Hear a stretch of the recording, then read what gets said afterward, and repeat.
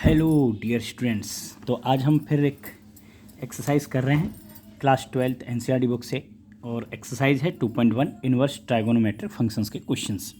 मैं यहाँ एक बार एक्सरसाइज डाल देता हूँ, नोट कर देता हूँ। एक्सरसाइज है 2.1 और इसका हम आज कंप्लीट सॉल्यूशंस देखेंगे, ठीक है। और एक्सरसाइज की शुरुआत होती है क्वेश्चंस में पूछा जा रहा है find the principal value of the following. Questions में मैं यहाँ लिख लेता हूँ,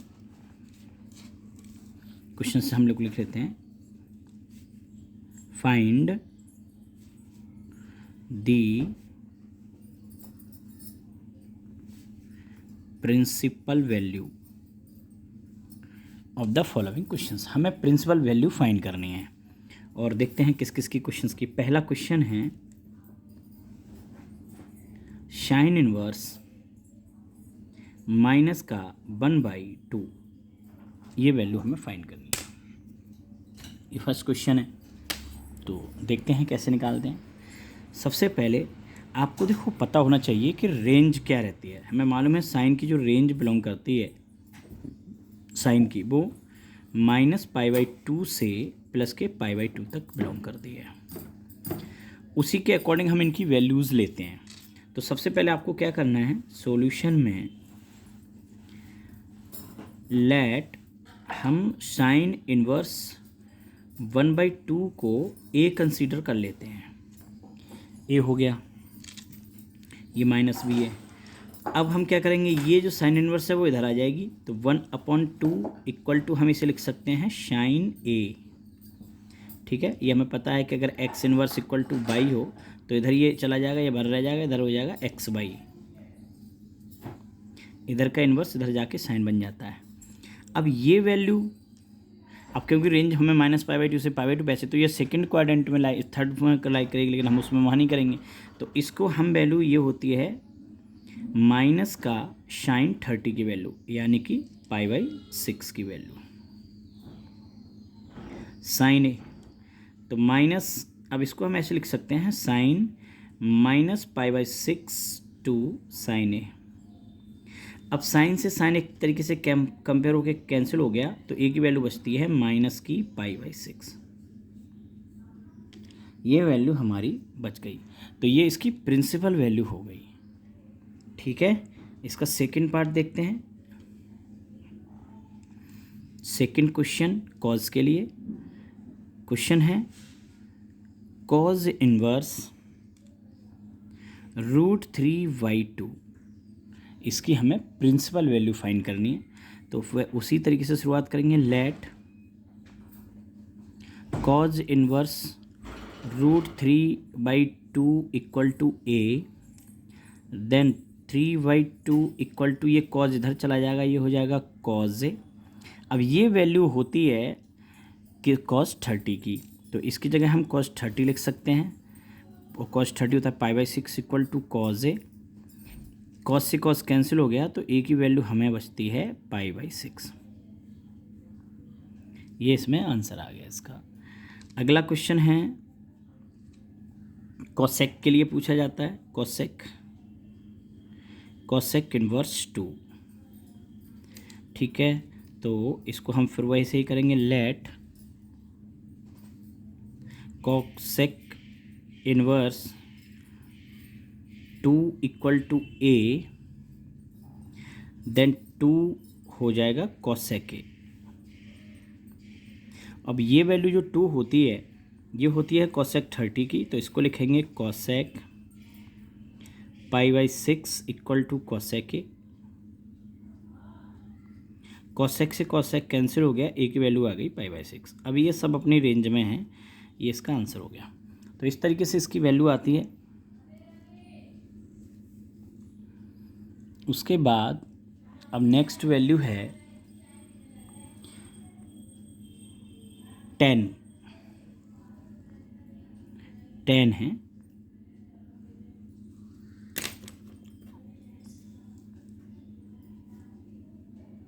tan इनवर्स √3, सॉल्यूशन देख लेते हैं। लेट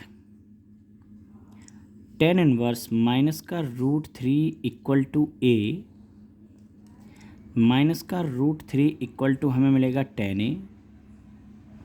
अब इसकी जो रेंज होती है इसकी भी माइनस पाई बाई टू से प्लस पाई बाई टू होती है, तो इसको भी हमें इसमें रखना है, तो इसको हम लिखेंगे। अब ये रूट थ्री वैल्यू होती है 60 की, तो इसको हम लिख सकते हैं 1060, यानी 60 का मतलब होता है पाई बाई थ्री, माइनस में इक्वल टू 10 ए। 10 से 10 कैंसिल हो गया, ए की वैल्यू हमें मिलती है माइनस की पाई बाई थ्री। ए हो गया। नेक्स्ट है कॉज में,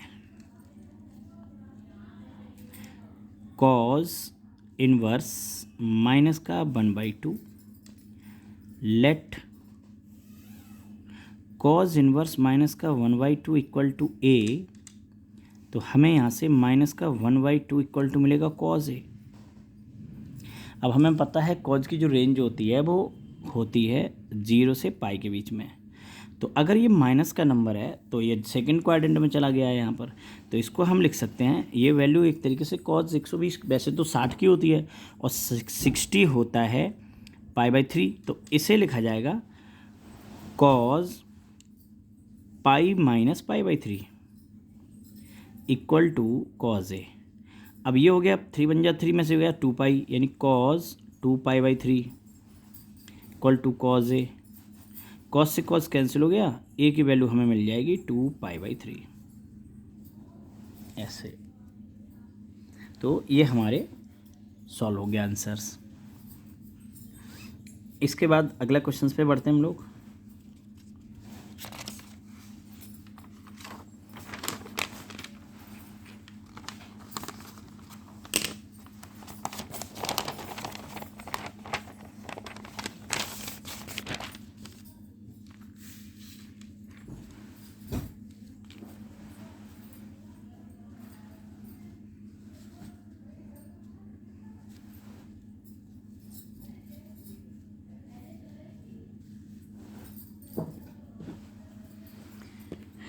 नेक्स्ट क्वेश्चन है टेन इनवर्स माइनस 1, 6 है। टेन इनवर्स माइनस 1, तो let tan inverse minus 1 equal to a, then minus 1 becomes 10 a. अब ये वैल्यू होती है 45 की, तो इसे हम लिखेंगे माइनस 10 45 इक्वल टू 10 ए। इधर से माइनस हटा के इसके अंदर कर लेते हैं, 10 माइनस का 45 इक्वल टू 10 ए। 10 से 10 कैंपेयर होकर कैंसिल हो गया, तो ए की वैल्यू आ गई माइनस की पाई बाई 4। ये हमारा 10 ए आ गया। नेक्स्ट क्वेश्चंस देखते हैं। 7th क्वेश्चन नंबर 7 है, और 7 है सेक इनवर्स 2/√3। तो इसकी शुरुआत भी वैसे ही करेंगे, let sec inverse 2√3 equal to A. ये बहुत सिंपल क्वेश्चन है और कभी कभी एमसीक्यूज में क्वेश्चन आ भी जाता है, तो इसको अब आगे लिखते हैं 2/√3 इक्वल टू, ये सेक इधर आ जाएगा तो सेक ए बन जाएगा। तो इधर का इन्वर्स इधर जाके ए बन रहा है, आप देख रहे हैं। अब ये जो 2√3 है ये वैल्यू होती है 30 की, तो इसको हम लिख सकते हैं सेक 30। सेक 30 का मतलब होता है पाई बाई 6 सेक ए। अब सेक से सेक कैंसिल हो गया, तो हमें इधर ए की वैल्यू मिल जाएगी पाई बाई 6। ऐसे ये इसकी वैल्यू हो गई। नेक्स्ट देखते हैं। नेक्स्ट है कॉट में। नेक्स्ट है कॉट इनवर्स √3। तो let cot inverse √3 equal to a, then √3 becomes cot ए। अब √3 वैल्यू होती है कॉट में 30 की, तो इसको हम लिखेंगे cot 30 means cot π/6 equal to cot ए। अब कॉट से कॉट कैंसिल हो गया, ए की वैल्यू आ गई π/6, ये ए की वैल्यू आ गई। तो ये हमें इसका मिल गया कॉट का। नेक्स्ट है कॉज, 9th नंबर का क्वेश्चन है कॉज इनवर्स माइनस का 1/√2। अब ये भी माइनस में है। पहले तो जैसे हम करते हैं कॉज इनवर्स माइनस का 1/√2 इक्वल टू ए कंसीडर कर लो, तो माइनस का 1/√2 हो गया कॉज ए। और जब भी हमें मालूम है ये माइनस में होता है तो हम इसको लिखते हैं कॉज पाई माइनस करके। पाई माइनस ये वैल्यू होती है 45 की, तो π/4 cos minus cos π/4 equal to cos A. अब कॉज से ये हो गया कॉज 4π बन जाए, 4π में से गया 3π/4 equal to cos A. Cos से कॉज कैंसिल हो जाएगा और ए की वैल्यू हमें मिल जाएगी 3π/4, ये ए की वैल्यू आ गई 3π/4। ठीक है, नेक्स्ट क्वेश्चन देखते हैं। नेक्स्ट है कोसेक में, cosec question number 10। Cosec inverse minus का √10। लेट, इसको भी साइन की तरह भी ट्रीट करेंगे, तो ये हो जाएगा let cosec inverse minus √2 equal to A. तो माइनस का √2 हो जाएगा कोसेक ए, इधर का इन्वर्स इधर जाके कोसेक बन गया। अब ये वैल्यू होती है √2 होती है 45 की, तो ये हो गया आपका minus cosec 45 equal to cosec a. इसको हम लिख सकते हैं कोसेक माइनस का π/4, इधर का माइनस अंदर चला गया equal to cosec A. Cosec से कोसेक कैंसिल हो गया, ए की वैल्यू आ गई माइनस की π/4, ये इसका आ गया। तो ये हमें हो, यहाँ तक तो हमारे हो गए। ये सारी प्रिंसिपल वैल्यू फाइंड करनी थी, ये प्रिंसिपल वैल्यू हो गई हैं। अब नेक्स्ट हम आते हैं इसके अगले क्वेश्चन में, जो कि क्वेश्चन नंबर है 11 पे। यहाँ से थोड़ा इंपॉर्टेंट क्वेश्चन है, देखते हैं। क्वेश्चन नंबर 11 कह रहे हैं find the values of, find the values of. अब आपको पूरी वैल्यू फाइंड करनी है। क्वेश्चन है tan inverse 1 cause inverse minus का 1/2 और ये है साइन इनवर्स माइनस का 1/2। अब क्वेश्चन ये है और इसमें हमें प्रिंसिपल वैल्यू यूज़ करनी है। तो देखो tan इनवर्स 1 का रेंज होती है -π/2 से +π/2, तो इसको तो लिख देंगे π/4 क्योंकि ये π/4 की वैल्यू है। कॉज माइनस 1/2 की वैल्यू होती है पाई माइनस π/2, नहीं ये होती है 60 की वैल्यू मतलब 3। ठीक है, और प्लस साइन की वही रहती है 1/2 होती है वैल्यू 30 की, तो ये हो गया आपका माइनस का π/6। नेक्स्ट π/4 ये हो गया 3 बन गया, 3 में से गया 2π/3 और ये हो गया आपका माइनस का π/6। अब हम इन दोनों का एलसीएम ले लेते हैं तीनों का, तो एलसीएम आएगा 12। 4 के टेबल में 12 आता है 3π, तो इसलिए 3π हो गया। 3 के टेबल में 12 आता है 4 जा पर, इसलिए 4 2 जा 8π हो गया। 6 के टेबल में 2 जा पर, इसलिए माइनस का 2π हो गया। अब इनको सॉल्व कर देते हैं। 8 और 3 11, 11 से 2 गया 9π बचा अपॉन 12 और ये 3 3 जा 9, 3 4 जा, तो फाइनल इसका आंसर 3π/4 आ गया। इस टाइप से हम ये क्वेश्चंस ख़त्म करते हैं। इसका अगला क्वेश्चन एक और देखते हैं। थोड़ा सा मैं इधर कर लेता हूँ।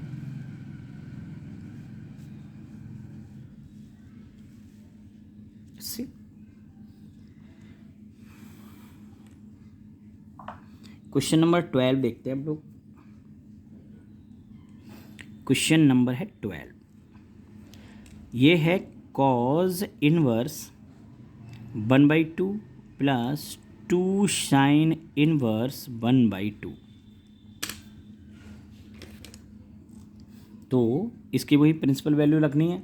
ये कॉज इनवर्स 1/2 है और देखो कॉज इनवर्स 1/2 वैल्यू होती है 60 की, तो ये हो गया 60 यानी कि π/3 प्लस 2 ऐसी रहेगा। ये साइन इनवर्स में 1/2 वैल्यू होती है 30 की, तो 30 होता है π/6। इससे ये कट कर सकते हैं, तो ये हो गया π/3 प्लस ये भी π/3 हो गया। दोनों का एलसीएम लिया तो वो 3 आया, ऊपर हो गया पाई प्लस पाई और दोनों को ऐड कर देंगे तो पाई और पाई हो गया 2π/3। ये हमारा इसका अगला आंसर आ गया। नेक्स्ट है 13। अब ये एमसीक्यूज़ पार्ट शुरू हो गया, मतलब एक्सरसाइज खत्म हो गई है, फिर भी मैं एमसीक्यूज़ बता ही देते हैं। एमसीक्यूज़ है कि if sine inverse x equal to y then. अब हमको इसमें से 4 ऑप्शन दिए हैं। ऑप्शन ए है 0 less than y less than pi. Option जो बी है वो है -π/2 less than y less than equal to π/2। Option जो सी है वो है 0 less than y less than pi. और ऑप्शन जो डी है वो है -π/2 less than y less than π/2। यानी एक तरीके से आपको साइन की रेंज बतानी है, ठीक है ना। तो साइन का जो रेंज हो गया वो आपकी -π/2 से +π/2 होती है और इक्वल भी होती है। अब इसमें ये दो एक जैसे हैं, तो ये वाला हमारा करेक्ट ऑप्शन है बी। एक लास्ट और रह गया है, उसको भी देख लेते हैं। Question number 14।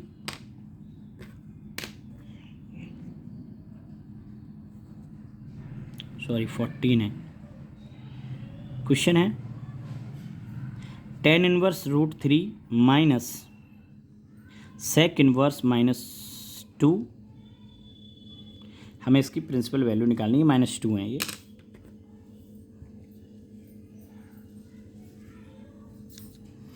तो tan इनवर्स √3, ये √3 होती है 60 की वैल्यू, तो इसमें आ जाएगा सीधा π/3।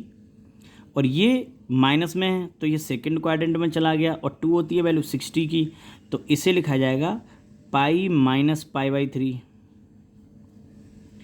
ठीक है, तो ये तो π/3 था पहला वाला, और ये हो गया 3 में से 2 बन गया 2π माइनस का 2π/3। अब इनका एलसीएम आ जाएगा 3 और ये हो जाएगा पाई माइनस 2π, तो पाई में से 2π गया माइनस का π/3। ये इसका आंसर है। इसमें जो आंसर ऑप्शन नंबर बी था वो सही था, इसका ऑप्शन है बी। तो इस तरीके से ये आज हमने फर्स्ट एक्सरसाइज कंप्लीट कर लिया है। इसकी सेकंड एक्सरसाइज को हम लोग कल सॉल्व करेंगे। Thank you very much. Support कीजिए और सब्सक्राइब लाइक कीजिए चैनल को। Thank you.